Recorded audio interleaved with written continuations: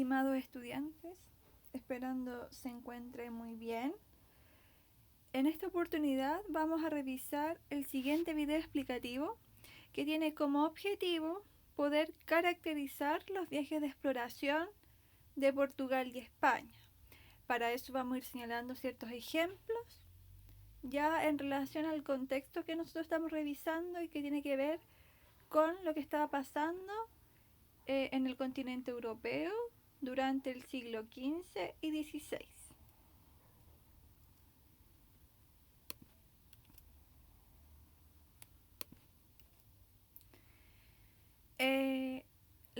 La siguiente imagen es bien particular, puesto que tiene consigo uno de los adelantos tecnológicos de la época y que tiene que ver con esta embarcación ligera, ya que es la carabela. Y a su vez entender que gracias a ese adelanto tecnológico ya se pudo llevar a cabo lo que estamos viendo acá y que tiene que ver con uno de los temas centrales de este video y que tiene que ver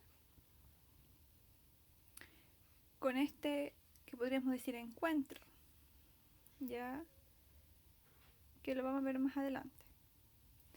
Recordando lo que revisamos en la guía anterior, pudimos comprender que a comienzos de este siglo XV ya se estaba viviendo una competencia entre reinos, ya que en esta época existían monarquías, por eso hablamos de reinos, donde la figura principal es el rey, y donde se daba esta competencia entre dos grandes reinos de la época, el reino de España y de Portugal, ¿ya? Y ambos tenían como propósito expandir sus territorios y explorar estas nuevas rutas, porque esto permitía ya sentirse mejor que el otro. Ya entre más territorio abarcaban, mejor era esa monarquía. Si nosotros nos situamos desde la ubicación temporal, ya en esta clase ya nosotros tenemos esta línea de tiempo que nos permite ubicarnos en el tiempo y donde están los años con cada hito, es decir, con cada hecho que ocurre en aquel año. Y acá se muestran ya los principales viajes. Lo que vamos a conocer hoy día es que hay de estos viajes, algunos corresponden o representan a España y otros representan a Portugal.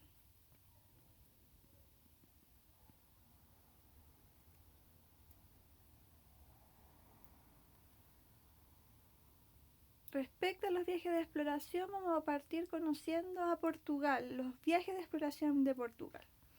Lo que tiene característica los viajes de Portugal es que fueron los primeros ya en iniciar estos viajes de exploración, ya que fueron los primeros en tener conocimiento marítimo y conocimiento de astronomía.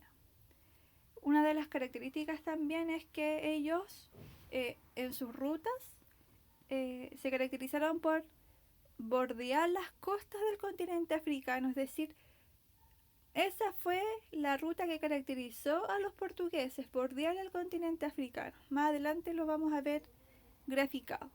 Mientras que los españoles, su ruta fue distinta, ya que viajaron hacia el lado oeste, ya se alejaron de las costas europeas. Pues bien, si nosotros respondemos a la pregunta sobre quién fue el primer reino en iniciar los viajes de exploración, ya acá tenemos al reino de Portugal. Y acá tenemos a su príncipe, que es Enrique el Navegante. Fueron los primeros en comenzar con estos viajes porque ya poseían conocimiento en navegación y astronomía. Y que tenían como objetivo entonces la búsqueda de nuevas rutas hacia las Indias, es decir, al continente de Asia. Por lo tanto, estos viajes fueron impulsados por Enrique el Navegante, ya que él daba el permiso para la expedición. Por lo tanto, estos navegantes van a salir en búsqueda de rutas representando a la monarquía, representando en este caso al Reino de Portugal. Y si tenemos que mencionar ejemplos concretos de viajes de exploración de Portugal, tenemos dos grandes ejemplos. Por un lado tenemos a Bartolomé Díaz, ya quien llega al Cabo de Buena Esperanza, África, en 1488, y tenemos otro caso que es Vasco de Gama, que llega a la India en 1498. Si nosotros graficamos ya geográficamente a partir de esta fuente, ya que es el mapa, podemos señalar que don Bartolomé Díaz sale de Portugal y hace la ruta que yo estoy indicando. Bordea el continente, este es África.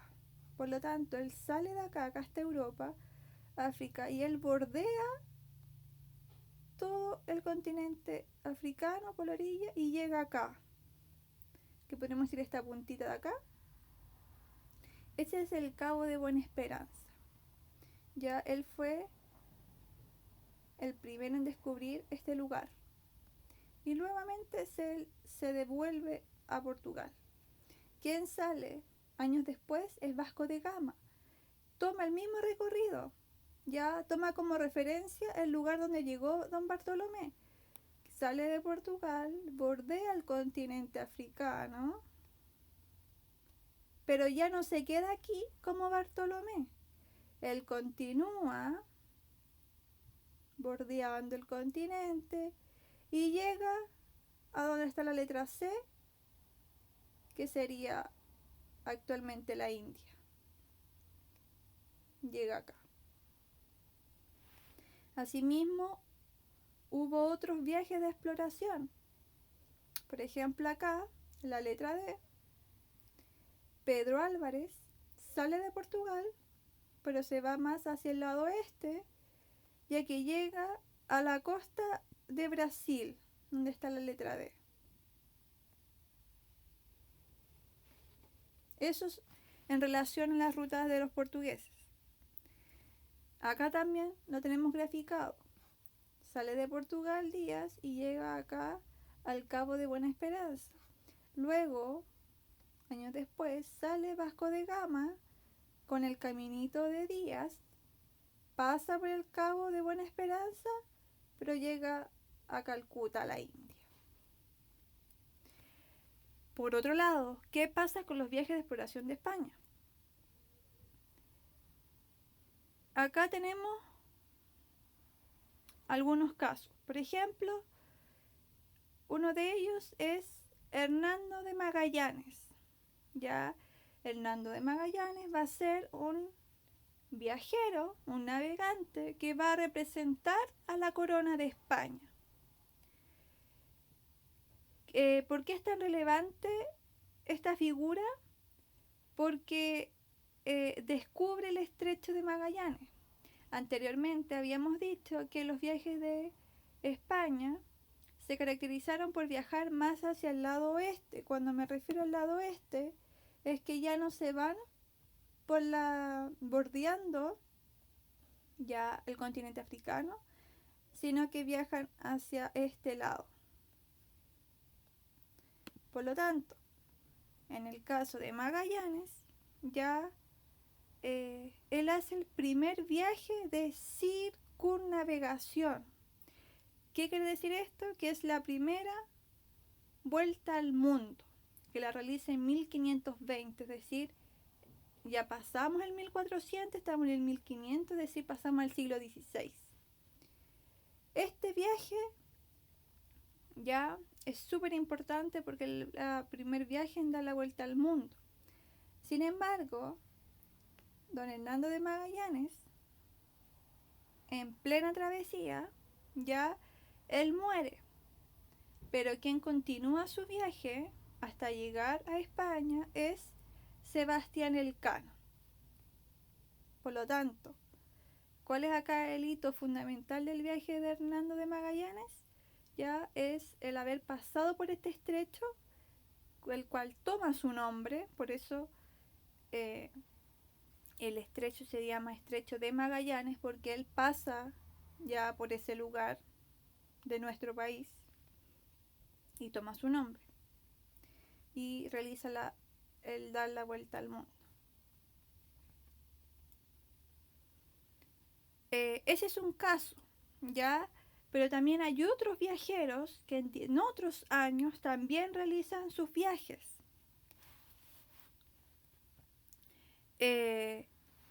Tenemos ya el caso de Américo Vespucio y el caso de Colón. Y donde puntualmente vamos a dar nuestro énfasis es lo que ocurre con el viaje de Cristóbal Colón. ¿Se dan cuenta acá? Están los viajes de España. Este es el viaje que realizó Hernando de Magallanes con Sebastián Elcano. Ellos salen de España, y cruzan el Océano Atlántico porque sus viajes son hacia el oeste. Bordean América del Sur y pasan por acá abajito donde está el estrecho. Y de ahí la vuelta y acá continúa. En este sector muere Hernando de Magallanes, la muerte de Hernando de Magallanes, y Sebastián Elcano es el que continúa por acá por el Cabo, regresando a España. Ahí nuevamente tenemos graficada con rojo la salida. Acá es donde él muere. Y acá el regreso. Entonces, frente a eso, frente a estos viajes, ¿qué diferencias podemos ver entre viajes de Portugal y España? Entonces acá yo los invito que a partir de lo que yo acabo de explicar, ustedes puedan señalar. Una de las diferencias entonces es la ruta, es decir, por dónde ellos se van. Mientras que los portugueses toman la vía de bordear el continente africano, los españoles realizan sus viajes hacia el lado oeste, ya cruzando el Atlántico, siempre en vista de encontrar una ruta hacia las Indias. También, otra diferencia tiene que ver con los años, ya que un reino ya fue el que partió con estos viajes producto de su conocimiento, y después España, para no quedar atrás ya de lo que está pasando, también emprende estos viajes de exploración para estar, podríamos decir, a la altura de Portugal, porque estamos de alguna forma, podríamos decir, compitiendo. Y acá quiero poner énfasis en el viaje de Cristóbal Colón, ya que su propósito era llegar a las Indias. Él es Cristóbal Colón, un genovés. Cristóbal Colón tenía un proyecto, ya él pretendía llegar a las Indias, a Asia, por el lado este, cruzando el Océano Atlántico, es decir, ese era su proyecto. Pero para que este proyecto se realizara, él lo va a presentar. Le va a presentar el proyecto al reino de Portugal. Él le explica esto, pero Portugal se niega ya a financiar su viaje. Por lo tanto, la otra monarquía que la llevaba en la época era España. Y España, con los reyes católicos Isabel de Castilla y Fernando de Aragón, ellos aceptan este proyecto. Por eso acá está el dedito hacia arriba. ¿Y qué pasa? Se realiza un contrato, ya este contrato llamado Capitulación de Santa Fe. Es un contrato mutuo entre Cristóbal Colón y la monarquía de España. ¿Por qué es relevante este contrato? Porque ahí se exponen los derechos y deberes que va a tener Cristóbal Colón. Uno de los deberes ya que tenía que cumplir don Cristóbal Colón era que las tierras que él descubriera, las tierras que donde él llegara, estarían bajo dominio de la corona española. Es decir, a las tierras donde él llegase, la corona española las iba a dominar, ya, porque ahí aparece el concepto de la expansión.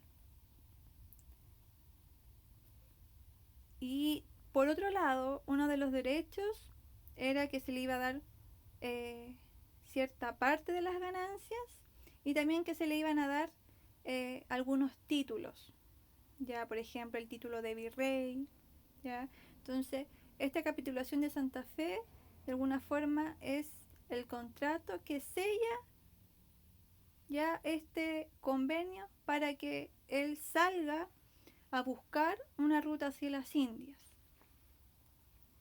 Por lo tanto, él va en representación de España, de la corona española, es decir, a la tierra donde él llegase, ya España la iba a dominar. Él realiza 4 viajes, ya realiza 4 viajes, donde el primer viaje él sale de Puerto de Palos, de España, y si se dan cuenta, él llega acá, el color naranjito aquí, llega acá, a la isla de Guanahani, que sería el actual Salvador, ya donde está actualmente Salvador, acá está, llegó Cristóbal Colón. Luego realiza 3 viajes más y si se dan cuenta siempre es acá en Centroamérica, ya en América Central. Pero él siempre pensando en que si llegó acá era porque llegó a las Indias, porque su proyecto era que navegando hacia el lado oeste, es decir, acá cruzando este océano Atlántico, iba a llegar a las Indias, es decir, a Asia. Por lo tanto, él al llegar acá y a encontrarse con gente distinta a él piensa que llegó a las Indias. Por lo tanto, una vez que regresa, una vez que viene, él comenta cómo es este lugar. Ya él se refiere a las personas que están ahí. Por lo tanto, los viajes de Colón son 4. Entonces, en el primer viaje, al llegar a América Central, él llega a la isla de Guanahani, ya donde está Bahamas, Salvador. Y también a la isla La Española, que es donde está Haití actualmente. Luego, en el segundo viaje, descubre las Antillas, donde está Cuba y Jamaica actualmente.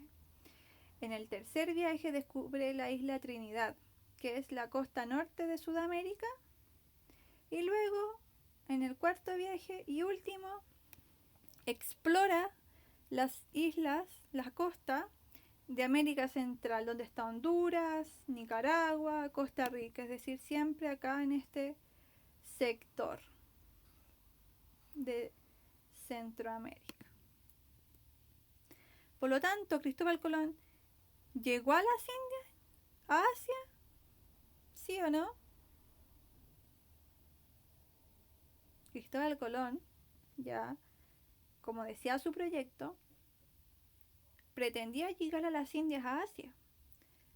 Pero nos damos cuenta que no fue así, que no llegó a las Indias, que llegó a un territorio desconocido hasta aquel entonces en Europa, porque recordemos que los continentes que se conocían hasta el siglo XV era Europa, África y Asia. Por lo tanto, no llegó a las Indias. Él pensó que había llegado, pero murió sin saber que había llegado a un nuevo continente. Pero ¿quién ya determina años después que justamente Cristóbal Colón había llegado a un nuevo continente? Fue don Américo Vespucio. Ya es por ello que nuestro continente recibe el nombre de América, ya en reconocimiento a don Américo Vespucio. Por lo tanto, la llegada de Colón a América fue un descubrimiento, fue un encuentro o una invasión. Si observamos estas imágenes, ya acá tenemos a don Cristóbal Colón y tenemos una cruz.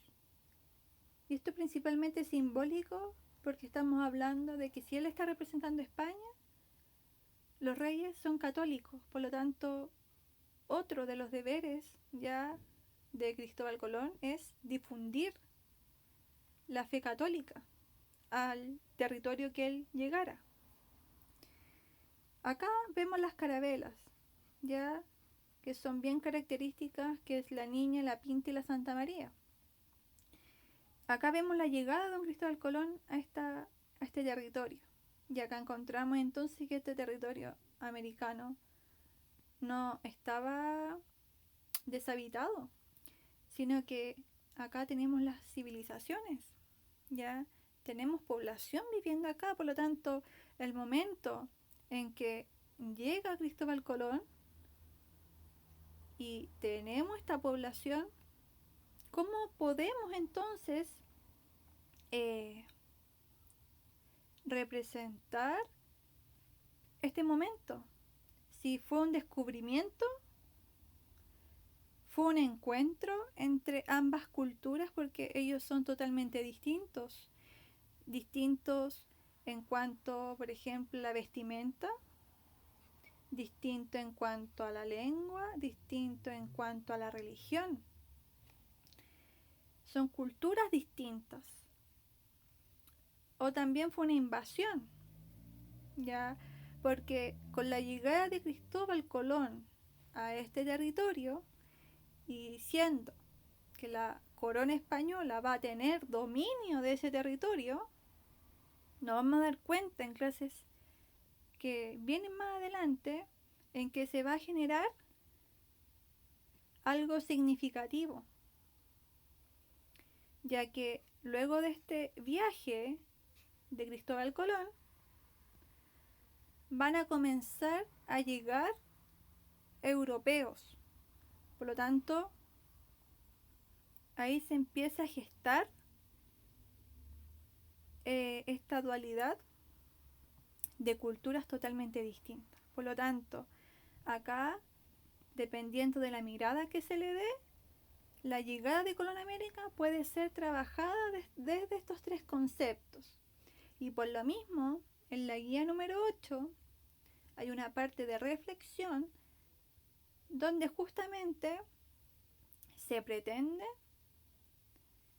fundamentar sobre este hecho histórico. Por lo tanto,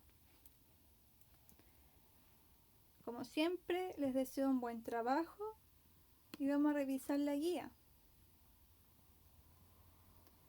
La guía número 8, donde se explica el contexto, se explica los viajes de exploración de Portugal, lo mismo los viajes de España, y como primera actividad ya aparece la línea de tiempo.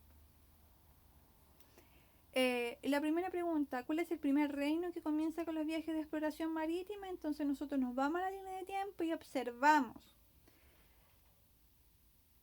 Y vemos, nos vamos fijando en las fechas, ¿ya?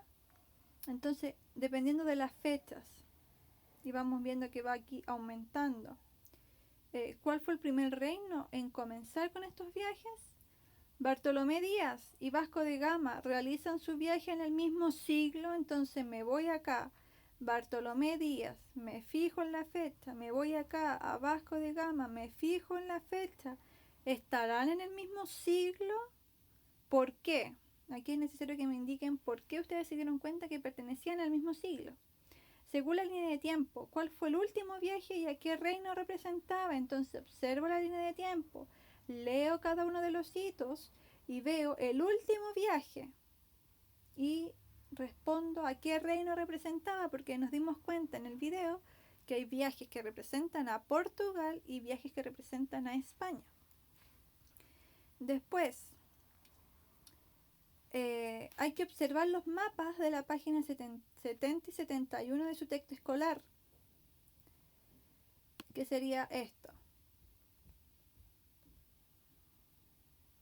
Ya, viajes de exploración portugueses, página 70, viajes de exploración españoles, 71. Y frente a eso, responder. A partir de los viajes de los portugueses, ¿qué océanos exploraron? Entonces me voy al mapa, a los portugueses, observo y veo, ¿qué océano exploraron los portugueses? A partir del viaje de los españoles, ¿qué océanos exploraron los españoles? Entonces me voy al mapa de los españoles y me fijo por dónde pasaron ya los viajes de los españoles. ¿Qué océanos cruzaron? ¿Ya? Según las rutas marítimas realizadas por los portugueses y españoles, ¿qué los diferenció? Ya, eso también lo señalé en el video explicativo. Según las rutas que tomaron portugueses y españoles, ¿qué los diferencia? Luego tenemos acá viaje de Cristóbal Colón y vamos a analizar sus viajes. Entonces vamos a fijarnos acá, nos vamos a fijar en la simbología. ¿Qué se les pide acá? Que pinten con un color distinto cada uno de los viajes, pero siguiendo la simbología. Entonces nos fijamos en cómo son las flechitas y vamos coloreando el primer viaje, el segundo viaje, el tercer viaje y el cuarto viaje. Por ejemplo, si quiere pintar con amarillo el primer viaje, pinte toda la ruta del primer viaje con amarillo. Y ahí con otro color el segundo viaje, el tercero, el cuarto. Y después van a completar esta tabla. Entonces, el primer viaje de Cristóbal Colón, ¿en qué año fue? Y acá tenemos la pista, en la simbología. ¿Cuáles fueron las islas exploradas? Entonces, me fijo en la ruta de cada viaje y me fijo acá en los nombres que aparecen de las islas. Y esto también aparece en el video explicativo, las islas exploradas en cada uno de sus viajes. Y luego, don Cristóbal Colón, a partir de sus viajes, ¿qué océano él explora?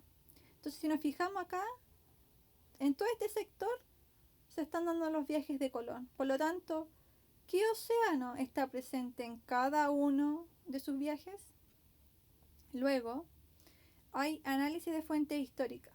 Ya las fuentes históricas nos permiten estudiar el pasado. Y hay distintas fuentes históricas. Podemos encontrar una fuente escrita, ya sea un documento, una carta, material, algún objeto, sonora de música, iconográfica, imágenes, fotografías, mapa. Pero lo relevante es saber diferenciar si la fuente es primaria o secundaria, ya el origen de la fuente. Una fuente va a ser primaria cuando esté escrita en la época que nosotros estamos estudiando. Por ejemplo, alguna imagen del siglo XV, alguna imagen del siglo XVI, algún escrito del siglo XV, algún escrito del siglo XVI. Y es secundaria cuando desde un momento posterior se escribe sobre algo pasado. Por ejemplo, si usted quiere desde el presente, desde ahora, escribir sobre Cristóbal Colón, ya eso sería una fuente secundaria porque está escribiendo desde el presente sobre algo del pasado que ocurrió, por ejemplo, en 1492. En este caso, yo los invito a leer la fuente de la página 74,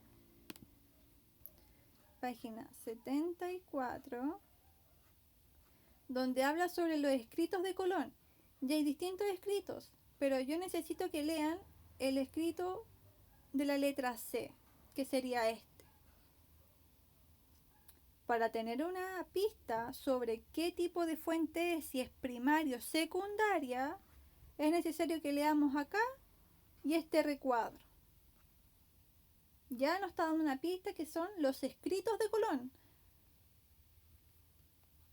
Entonces, leo, si hay alguna palabra que me dificulte, lo busco en el diccionario y anoto, completo la ficha. Autor, ¿quién escribe la carta?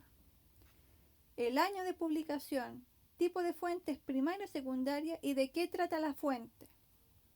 Para eso, yo me voy acá y para sacar el autor, la fecha, siempre lo veo acá abajito. ¿Ya? Y acá abajito va a salir quién escribe la carta. Pero nosotros ya tenemos una pista. Para saber si es primaria o secundaria, ¿en qué me debería fijar? Me tengo que fijar en la fecha del documento. Entonces la fecha del documento me va a servir para diferenciar si es primaria o secundaria. Si está escrita en el siglo XV, ya en el 1004 y algo, ya sería primaria, porque es sobre la época que estamos estudiando.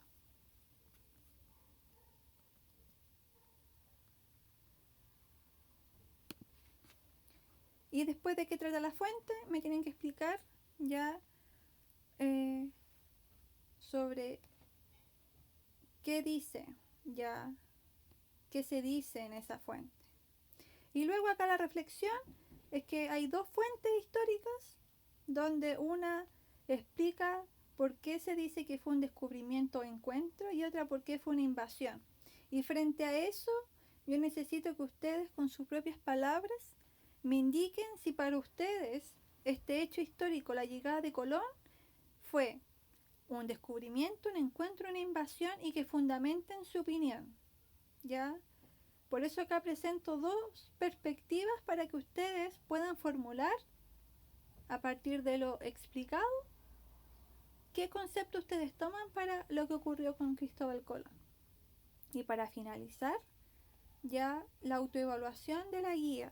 Ya acá hay indicadores, hay criterios, ya, y donde usted tiene que pintar la carita según su desempeño en su aprendizaje. Si logró identificar y diferenciar los viajes de exploración de Portugal y España en la línea de tiempo y en el mapa. Si logró analizar la fuente histórica a partir de la ficha. Si logró fundamentar su opinión acerca de la pregunta final de la guía. Entonces usted pinta una carita por indicador como forma de autoevaluar su propio aprendizaje. Cualquier duda me pueden escribir a mi correo. Que les vaya muy bien con el desarrollo de la guía.